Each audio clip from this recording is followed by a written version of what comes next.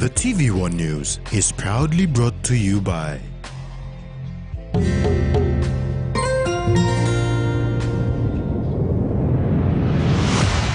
BSP, our bank, our people.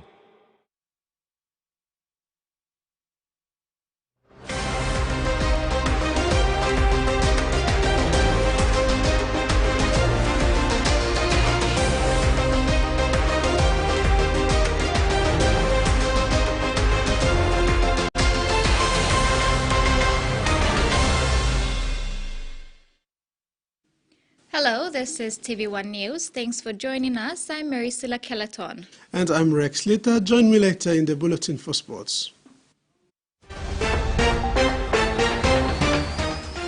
In this edition, Mount Busavi announced several major projects. Prime Minister launches a Sala Fish Market and Jetty, and Pride Come From Behind win.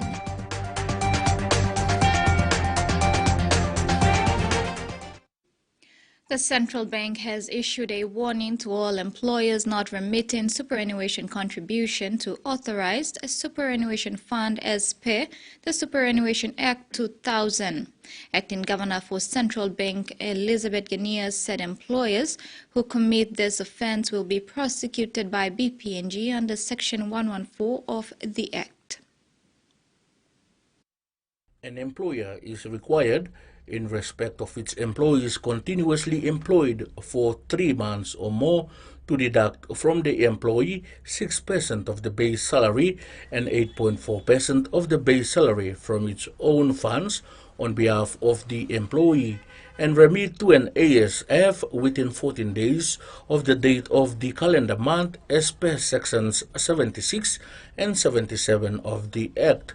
Acting Governor for the Bank of Papua New Guinea, Elizabeth Ganias, in a statement said it is an offence for an employer not to comply with the Act. Penalty for an offence is a fine of up to 500,000 kina or a term of imprisonment not exceeding 10 years, or both a fine and an imprisonment.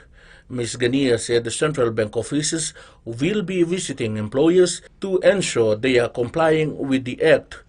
The Superannuation General Provisions Act 2000 and Superannuation Regulations 2004 applies to every employer employing or engaging 15 or more employees and every employee engaged in employment by an employer under paragraph A receiving pay, whether they make mandatory or voluntary contributions, every employer employing engaging less than 15 employees and every employee engaged in an employment by an employer under subsection C and receiving pay who elects on a voluntary basis to make employee contributions to an ASF. The public is urged to report any employer not remitting superannuation contributions to an ASF as per the Act to the Central Bank's Employer Contributions Enforcement Unit.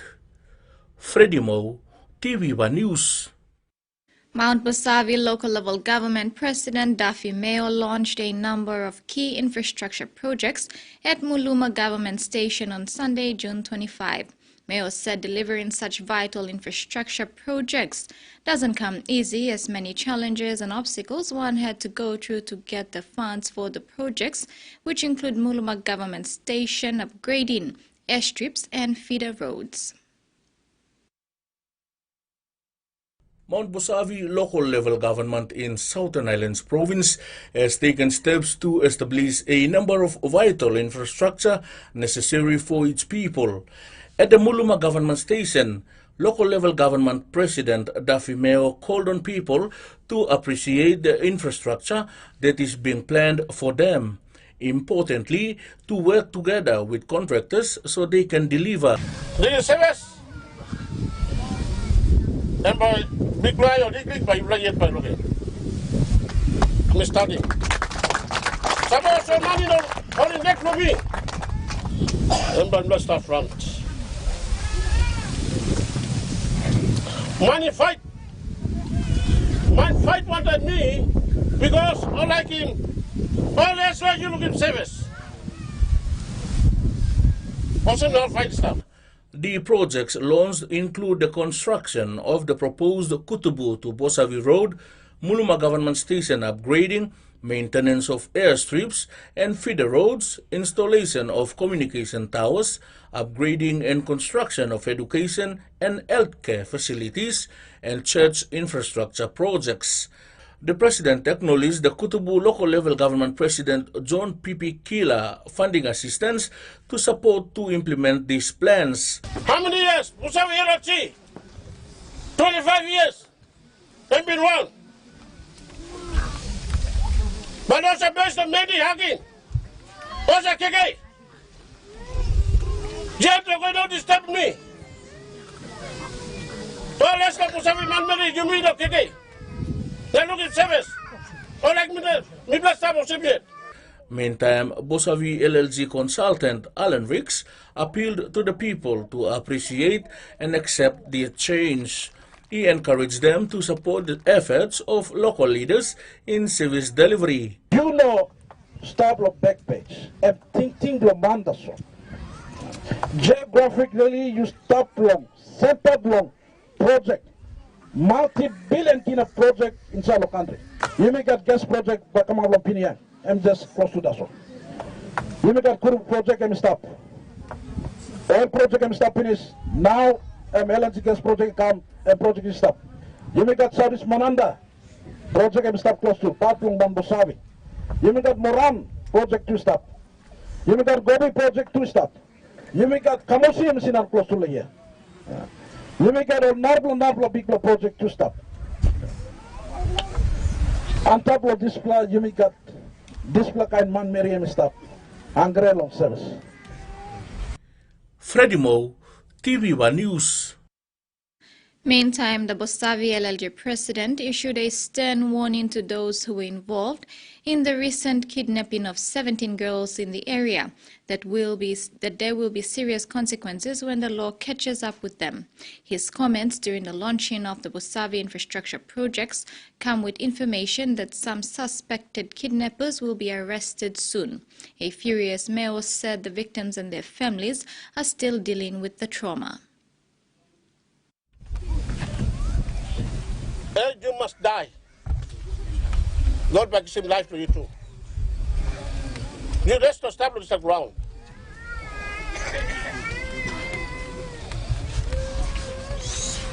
For girls, now establish Tari. How much bad? Time all this 17 blah behind all the married. Life will not start good.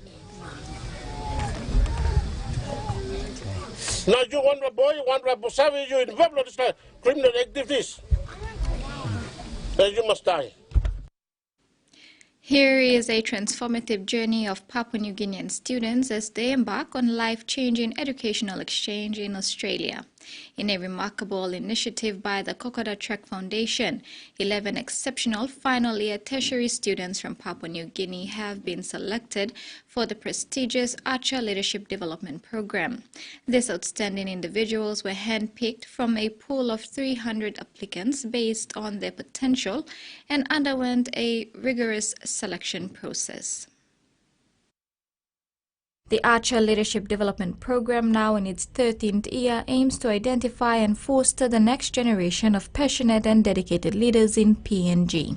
As part of the program, these 11 Archer leaders embarked on a transformative educational exchange in Australia, which took place from June 10th to the 21st.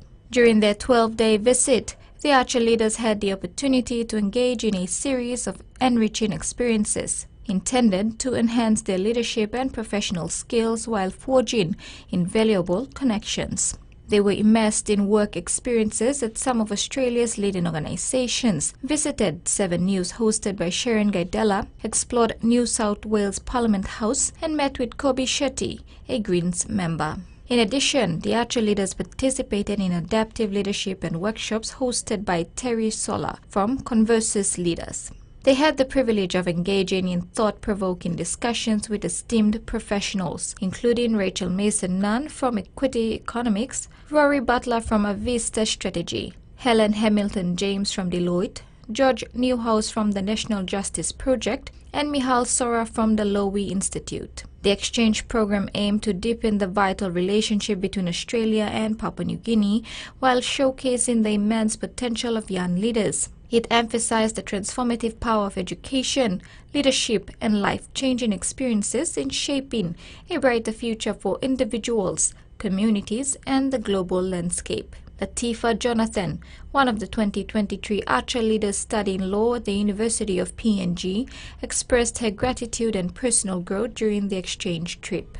In her reflection on the Archer Leadership Exchange Program, Latifah Jonathan shared that the program taught her more about herself and her leadership style in 12 days than she ever learned in 4 years of university. It exposed her to new perspectives, mindsets, and amazing connections. This trip prepared her to see leadership through a different lens and make a positive impact in her community. The Archer Leadership Development Program and the transformative exchange trip to Australia have not only equipped these young leaders with valuable skills and knowledge, but have also strengthened the bonds between Australia and PNG. This is TVWAN News. Stay tuned for more after the break.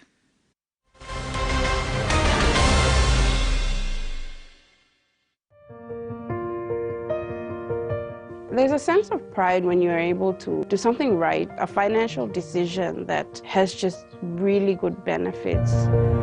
With BSP Life Insurance, there's that alleviation of that worry when you pass away. The benefits of the BSP Life Insurance would meet those expenses on behalf of my family. If you're young and you have kids, you owe it to your children to make sure they're not left behind when you pass on.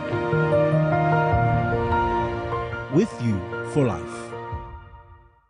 Enjoy life when we're working together, making happy memories that last forever. Hot in talk, young or old, let's Calrace family meal with home. We'll bring out the smiles cause it's our favorite of mine.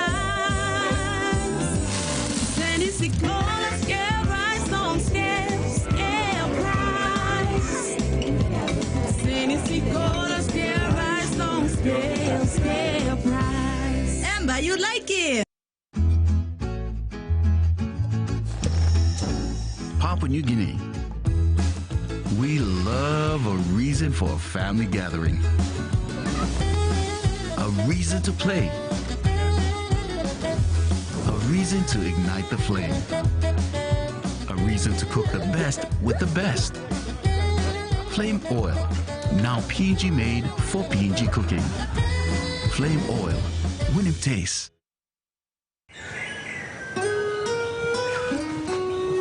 From the rich soils of the highlands, the finest coffee has been grown by generations of Papua New Guineans, expertly blended and roasted with over 80 years of experience, making the finest cup of Nescafe New Guinea blend, PNG's own coffee.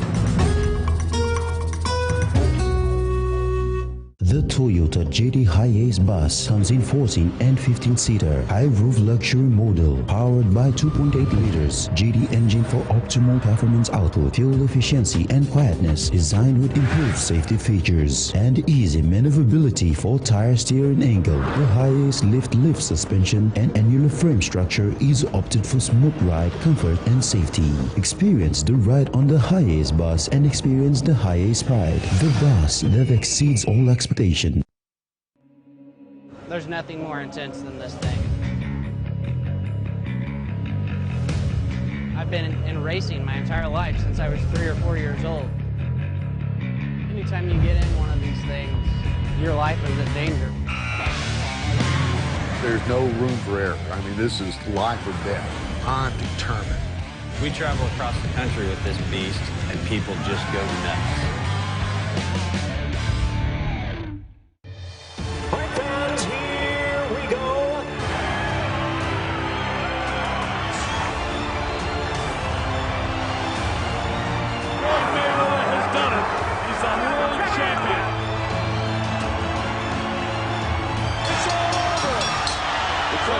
To its feet, champion of the world!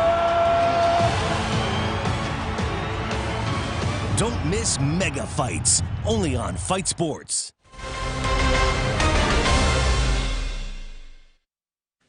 Welcome back. The Department of Personnel Management is currently undertaking the upgrading of the Government of PNG Integrated Human Resource Payroll System from version 12 to version 20. Public Service Minister Joe Sungi said Department of Personnel Management has taken the necessary steps to address the payroll issues that has plagued the system over the years. He said DPM is well ahead in implementing these corrective measures and are in the process of putting together business rules and policies that will guide this upgraded version. Minister Sungi announced that DPM has put in place a strategy, one of which is the Digital HR Transformation Program 2023 to 2027, which encapsulates the pathway in which the department will strive towards achieving this goal. Minister Sungi said implementing the recommendations of the Deloitte report require a holistic approach, and the pathway towards conducting this lies in the measures DPM has employed to address the issues relating to the payroll system. The National Fisheries Authority of Papua New Guinea has handed over a new fish market and jetty to Essala district in the Milne Bay province. Present to witness the handover of the 5.8 million kina facilities was Prime Minister James Marape, Milne Bay Province Governor Gordon Wesley, and MPs Jimmy Maladina, Isi Henry Leonard, and Robert Naguri. The Essala Fish Market and Jetty had the National Fisheries Authority working diligently to complete.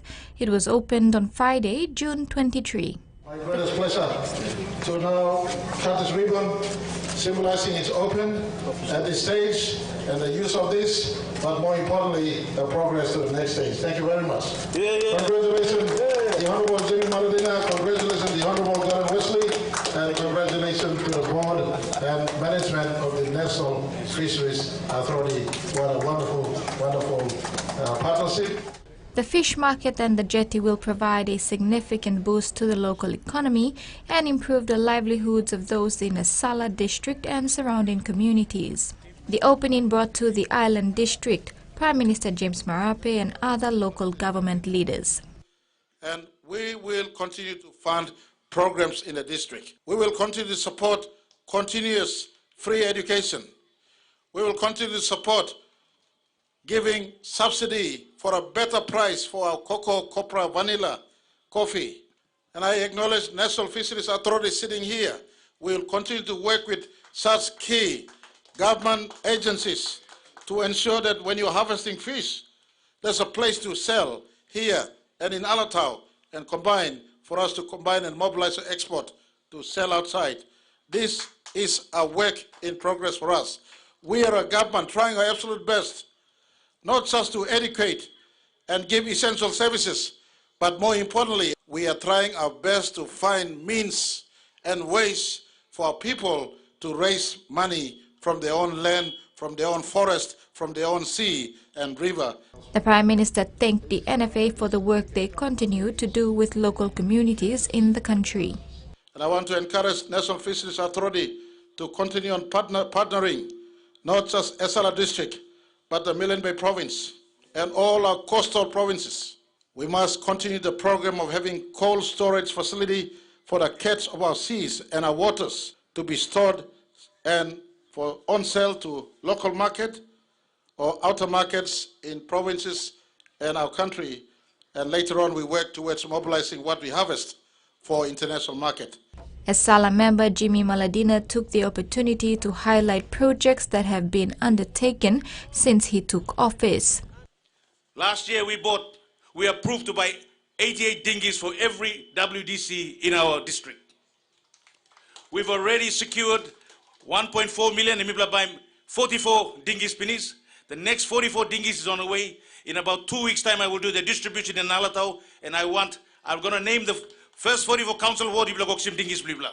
Secondly, we've approved 2 million kina for all the health centers and the district hospital here.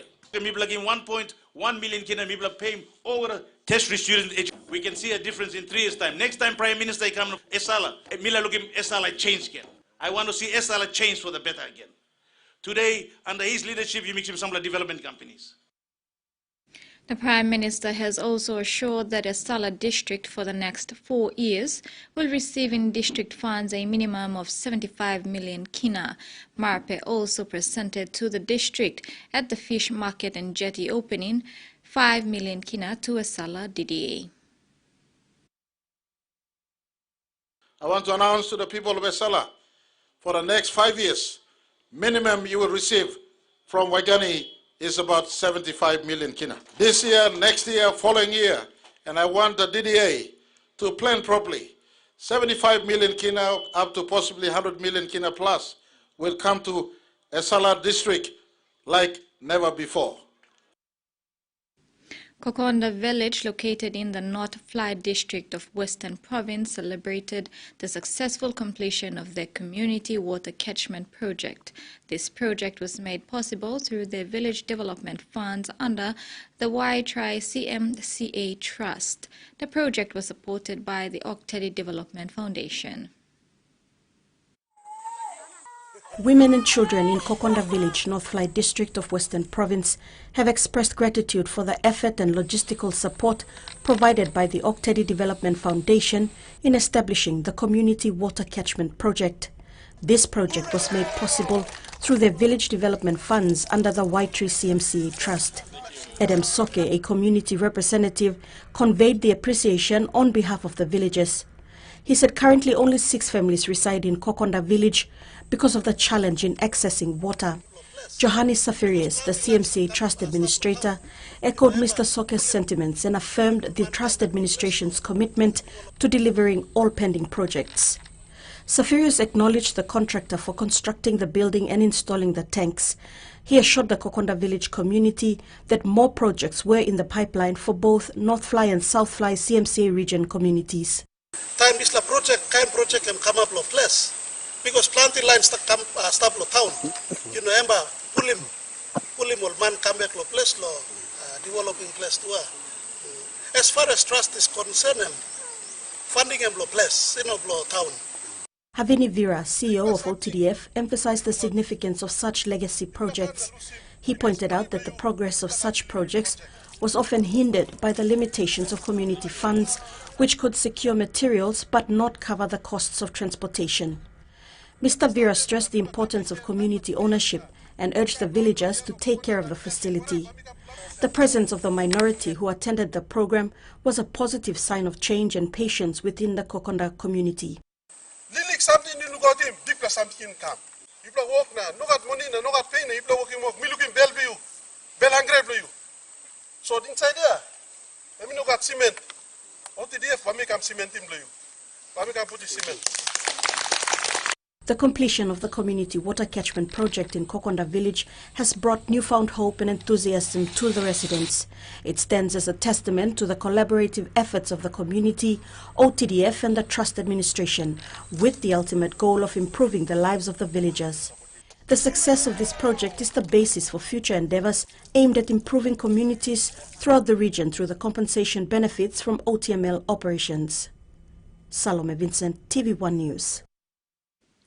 And now the finance news. The kina closed unchanged at $0.2810 in the interbank market. At Bank South Pacific, your kina was buying $0.2735 $0.4064 Australian dollars, $0.2432 euro, and 38.91 Japanese yen. Looking at commodity prices at New York close, gold, palm oil, and crude oil copper closed higher. The rest closed the day lower. And on the stock market, the Dow Jones closed lower. The ASX is trading lower, and all ordinaries is trading lower as well. And that ends the news segment. We'll have regional news after the break.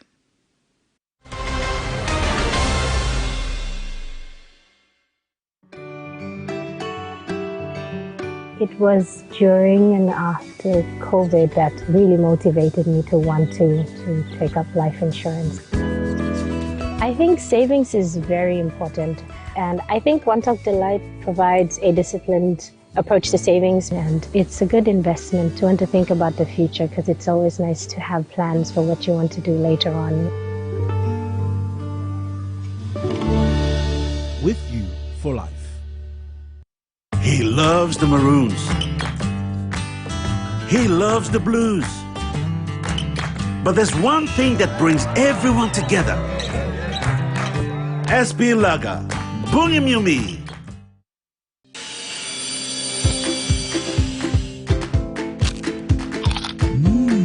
Right across the nation, we eat snacks crackers.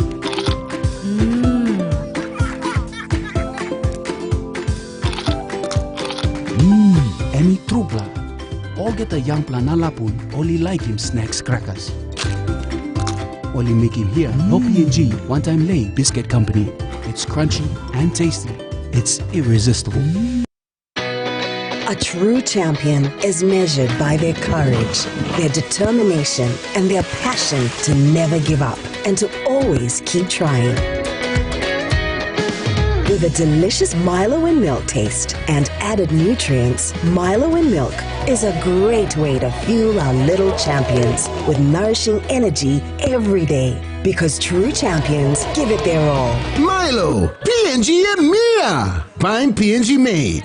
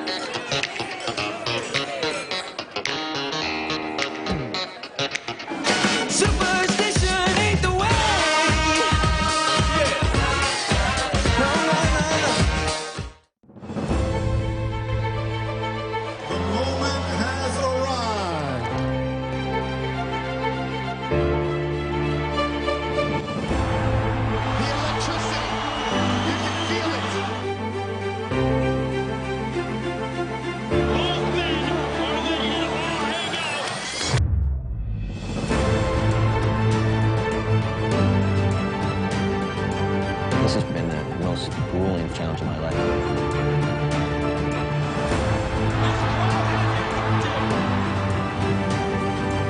What a performance! What a moment! What a spectacle! This is what it's all about. How do you like it? How do you like it? A new chapter! A new era!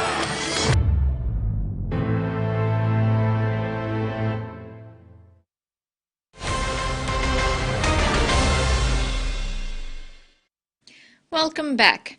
Australia's Prime Minister Anthony Albanese has announced another military support package for Ukraine worth $110 million. Australia will send a further 70 military vehicles to Ukraine, including 28 armoured vehicles. It will also send artillery ammunition to Ukraine and provide $10 million to the United Nations to help meet humanitarian needs in the country in the wake of Russia's invasion. Australia has already supplied Ukraine with more worth than $650 million, including through providing Bushmaster armoured personnel carriers, drones and ammunition. The Prime Minister said Australia would continue to support Ukraine for as long as needed.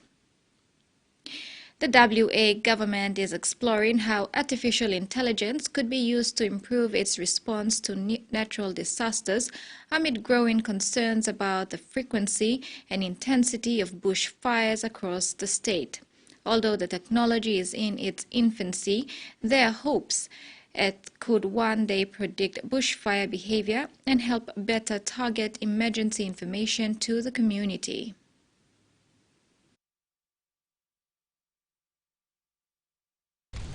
In a bushfire-prone state, each summer Western Australia braces for an onslaught of catastrophic fires.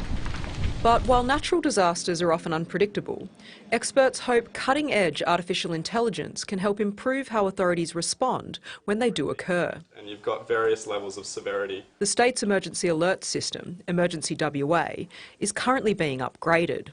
Historically, Emergency WA has been a system that tells people information, and what we want it to be in the future as we go to a new system is that it can actually bring information in from people out in the community.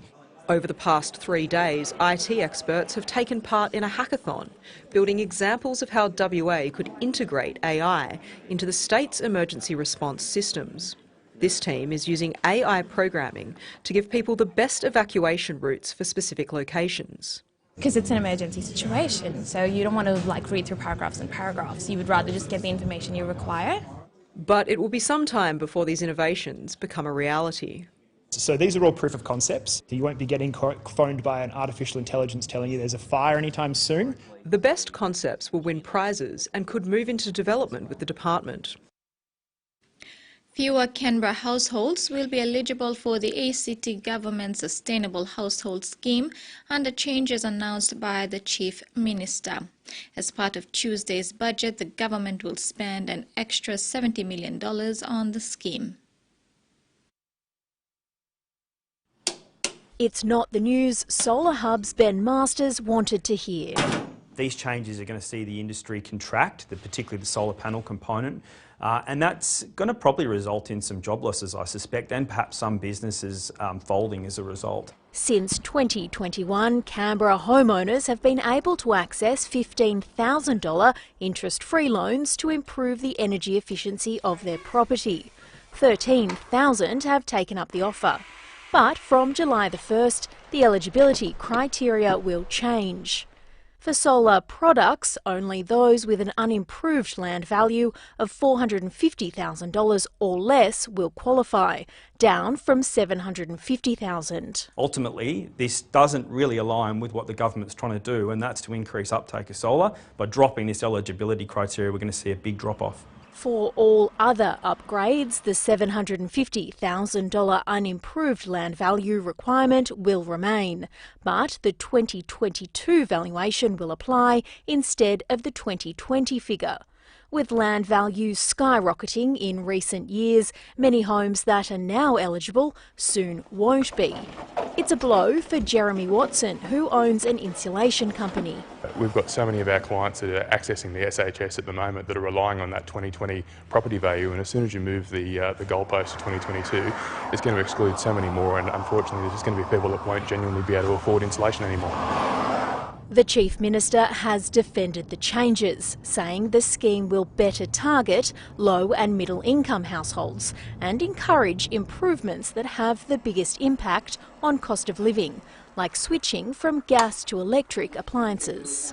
To be frank, if you're sitting on land that's worth $1 million, you don't need an interest-free loan from the government. A harsh but arguably fair point. The United States of America is upping its investment in media freedom in the Pacific.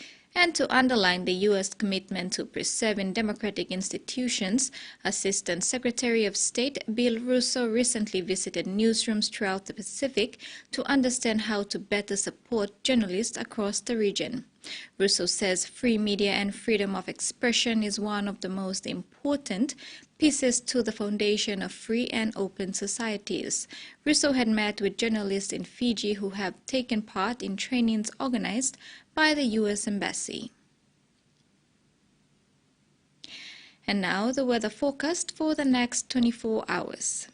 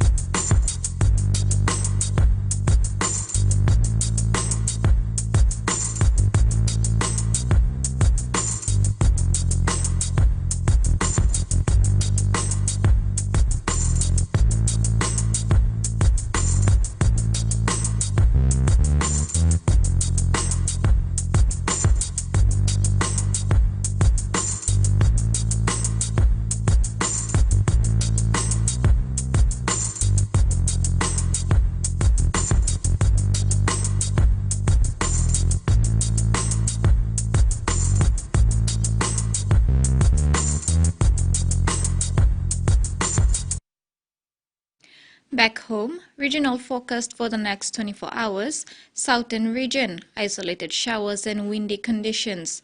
Momasa region, scattered showers and isolated thunderstorms with windy conditions. New Guinea Islands region, scattered showers and isolated thunderstorms with areas of rain and windy over West New Britain. Highlands region, isolated showers and thunderstorms with drizzle areas. And that ends the news segment. Sports is next. Stay tuned.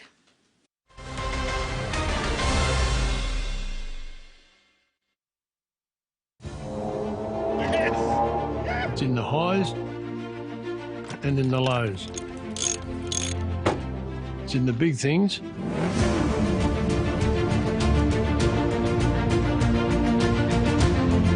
and the small things too. It's hard to put into words, but you'll know it when you see it. Terrain tamer, when quality counts. Remember the joy of playing with your toys as a child? At Money Plus, we believe that every small business deserves a chance to build and grow. That's why we offer asset financing. Now chance to building something new, to see a different point of view. With Money Plus we're ready to go. Mipla halivim wari belong you. How would you describe your mother? My mom is beautiful. She is strong like Superwoman. I love my mom because she always takes care of me. My mom, she's so patient and loving. I feel she's always around. Caring. She works so hard and always wants the best for me. She's soft like halal. My mom is everything, and I don't know what I'd do without her. Softland, fragrance of a mother's love. Hey, Rugby League fanatics! Want to watch the State of Origin game free live in Sydney? Buy a new postpaid TV kit today for only 199 kina plus a plan for as low as 85 kina monthly with equivalent deposit and go into a draw to win. So what are you waiting for? Visit our Digicel HQ shop at Gordon's on weekdays between 8 a.m. and 4 p.m. or dial 1515 to speak to a TV agent to get your postpaid TV plan today. Digicel TV. More channels, more choice, more value. First and exclusive. I've got to get my girls out of here. That is not a fight you are designed to win. How do we get down? What did you see? It's big. How big? Big. Did you really have to wear the same dress as my mom? Oh, I can't help it if I wear it better. This is war. Oops. First and exclusive. All new on Saturdays.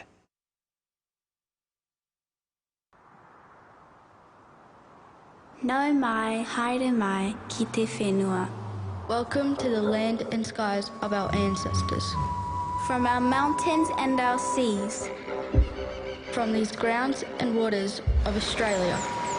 And Aotearoa, New Zealand.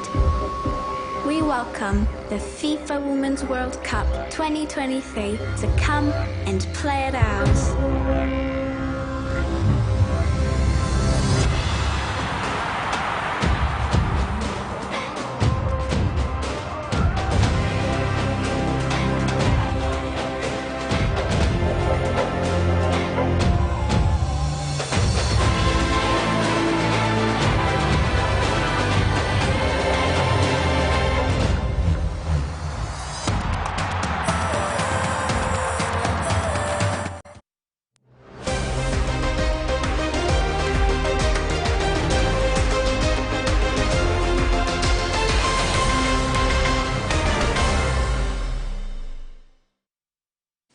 Welcome.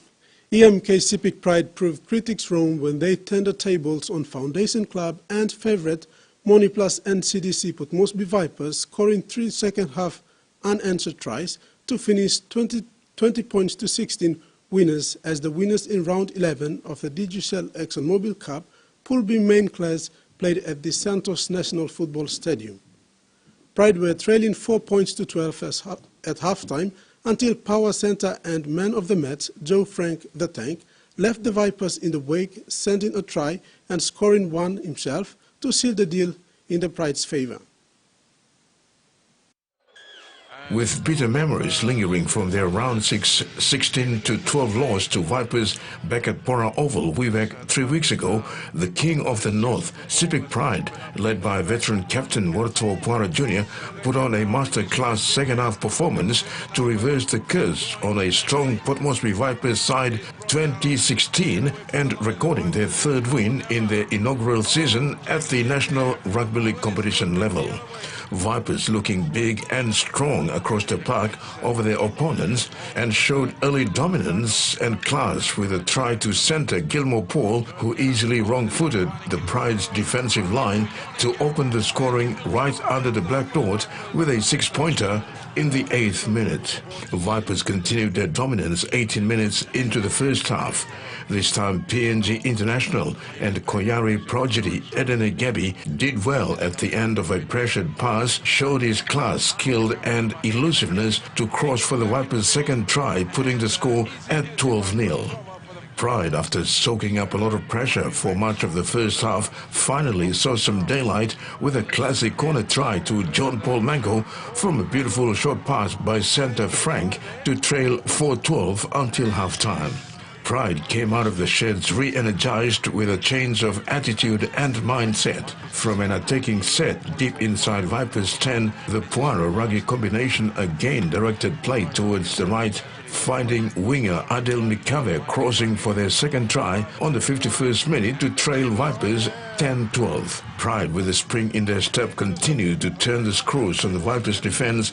This time, the combination of centre winger Frank and Mango on the left edge, with Mango diving over for a crucial 16-12 lead with an upset looming. But it was Pride's gun centre, Joe Frank's power play, that would put the game out of Vipers' reach with a barnstorming run to the line for a 20-12 lead.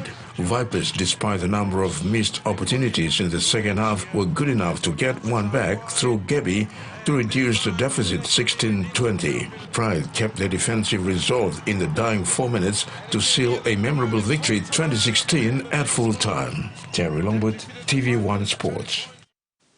The SP PNG Hunters have delivered a rare 34-point win against Sunshine Coast Falcons at the Sunshine Coast Stadium in Australia over the weekend. It was a shocking win for the team and fans, given the team's poor record in season with away games. The Hunters bounced back with a convincing win after the embarrassing loss to the Magpies in the weekend previous round. Home team Sunshine Coast Falcons hit first with a try to Lois Gerati in the opening 10 minutes following the ruck infringement from SP Hunters skipper Ila Alu. Conversion missed and Falcons poked their nose in front with 4 points lead. 3 minutes later, the Hunters fired back with a solo try to Morea. The conversion was successful and PNG took over the lead 6 points to 4. Both sides tightened up their defense. From then, try was hard to come by until before half-time. Tommy Moide cracked open the deadlock to score, giving his side 12 points to 4 lead. But it was not too long until the home side returned the favour with a narrow 12-10 margin before they headed into the sheds for the half-time break. Tries to Julius Jacopa and Trevor Solu in the first 20 minutes of the second half gave the Hunters 24-10 lead. This made it hard for the home side to catch up. Another try went to Solo Wane in the 70th minute. 3 minutes later, Solo crossed the line for his second try and finally put the match to rest with 34 points to 10 victory. Performance in this match is one of the best the Hunters have put so far in their away games. They played more like a team. Their goal kicking has improved. Jamie Mavoko booted 4 goals out of 5, while backup Trevor Solu converted 1 out of 1 attempt. The SP PNG Hunters are 10th on the points ladder after round 15. They host the 7th placed Central Queensland Capras at the Santos National Football Stadium on Saturday. As expected, World Test playing powerhouse New Zealand breezed through the ICC EAP Under-19 tournament, winning all matches in convincing fashion and in doing so, qualifying for the ICC Under-19 World Cup. With the completion of the ICC Under-19 East Asia Pacific World Cup qualifier in Darwin late last week, PNG Under-19 Garamut recorded 3 victories and 3 defeats with many takeaways for the young lads, coupled with outstanding individual performances that's worth noting.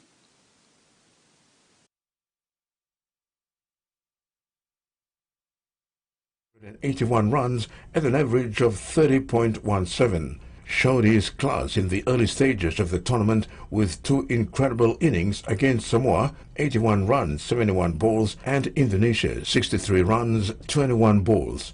Although there wasn't many more scores of no to follow, Downsy showed he has the ability to match it with the best, a classy left-handed batsman that can hit a big ball. Undoubtedly, the comparisons will be made to the great Asad Vala.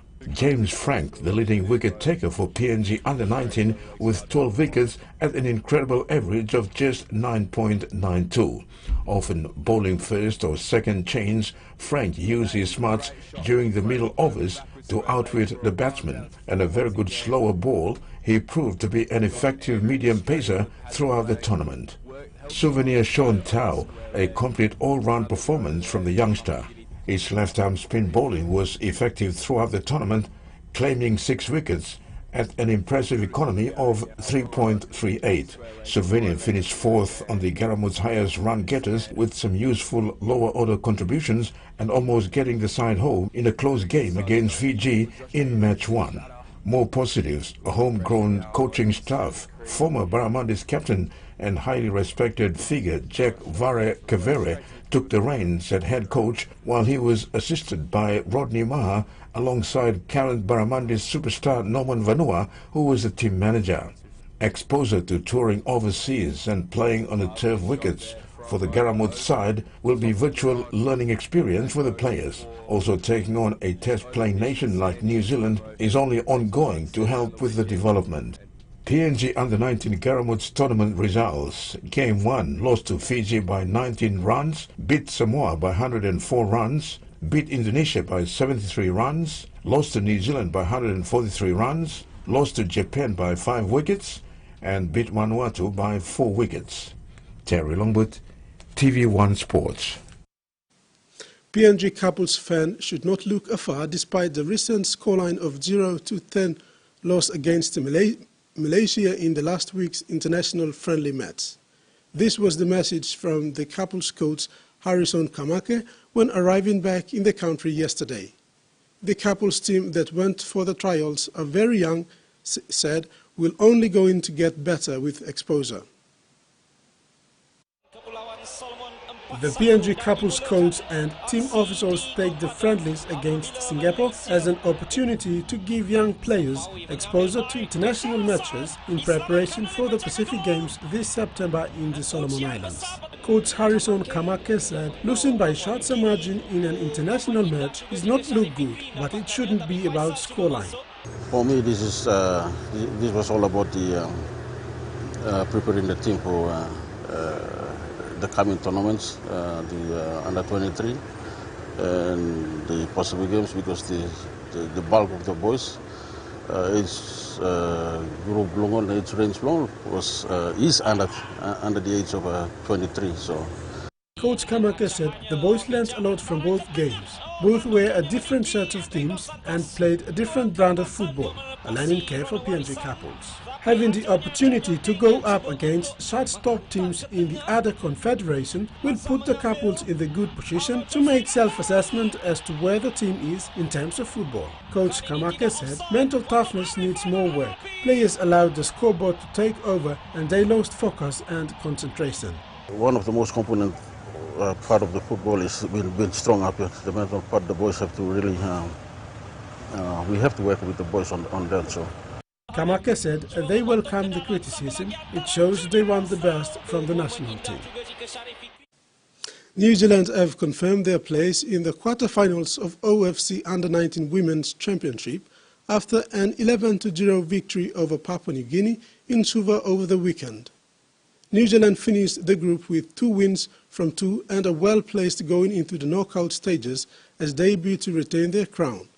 As for Papua New Guinea, they now have the chance to rebound from defeat when they face host Fiji in Suva on Wednesday.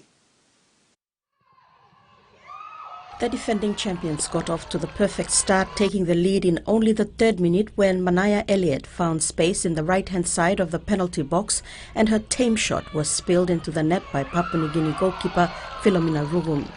PNG struggled to match the tempo and pace of New Zealand, and a flurry of goals halfway through the half confirmed where the 3 points were heading. Alexis Cook met a cross from the right from Helen Arrington to stoop low and convert before Arrington herself got on the score sheet with an unmarked header. A 4th duly followed when Cook side-footed in following a cutback from Zoe Benson before she added a 5th with a low drive, having been given far too much space in the box. Cook completed her hat-trick in the 24th minute. Benson added her 2nd in the 37th minute when she found space on the left-hand side and drilled a shot high into the roof of the net. Just under 3 minutes into the second half, Benson completed her hat-trick and gave the Kiwis their 8th goal. Cook added her 4th, and then Benson matched Cook with her 4th. PNG have the chance to rebound from defeat when they face hosts Fiji in Suva this Wednesday. The performance is showing what is the lack of the preparation. We did back at home. It's how I get the girls together. If only it takes some months back, I believe the girls will do better than that. I believe in them, and for the next game, I believe they can do something better than that. We go back, it's the formation, how we prep, we have to be, the schedule, the plan and all this. We should get them back on the track our next game. New Zealand finished the group with 2 wins from 2 and are well placed going into the knockout stages. Look, I think we've got a long way to go to get to the standards that we expect as a group. There were some good little passages out there, and then there was areas that I think we need to keep working on, and the girls know that, and we're just going to try and get better and better as the tournament goes on. Yeah, look, I think we just got to be more clinical, more ruthless, and when we get into little moments where we can capitalise, we weren't today, so that would be the focus going into the next game. Salome Vincent, TV1 Sports. The Pepsi Capital Rugby Union Referee Clinic program held at the Stanley Hotel on Friday and today gave opportunity for practicing and aspiring referees to officiate rugby matches effectively. This program was run under World Rugby Education Program to educate referees and match officials. Facilitating the lessons was Callum Robertson from the Queensland Rugby Union Referee Association. Practicing and aspiring rugby referees congregated before Queensland rugby referee Callum Robertson to be taken from rugby management, particularly on how to get the best out from players, to high tackle processes, framework, set piece and positioning and communication. Robertson did a tremendous job in facilitating the rugby refereeing lessons. He believed these are important areas of the game that every referee should know about. Going through the lessons, Robertson said he wanted to give the best to the referees so that they are well prepared going into the field. I just want to see the referees get, upskilling to the best of their potential, and give them the, upskill their tool belt so they can best help themselves when they're out on the field under pressure in those high serious moments. We can better handle that and get a better outcome for the game. Robertson was at the Bava Park over the weekend watching the referees putting what they learned into practice. Robertson was given an opportunity to referee the Premier Division match between Nova and Krama Usenko brothers. This referee clinic is the first of its kind between Queensland Rugby Union and Pepsi Capital Rugby Union. It will also be an ongoing program. There will be an opportunity for referees in CRU to officiate matches in Far North Queensland in the Queensland Rugby Union competitions. And that's all for the Sports Bulletin. Over to you, Mary. Thanks, Rex. That brings us to the end of this edition of TV1 News. Pleasant viewing. Bye for now.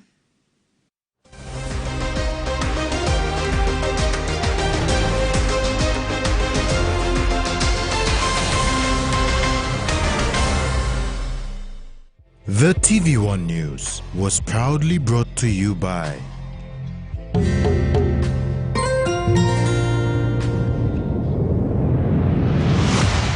BSP, our bank, our people.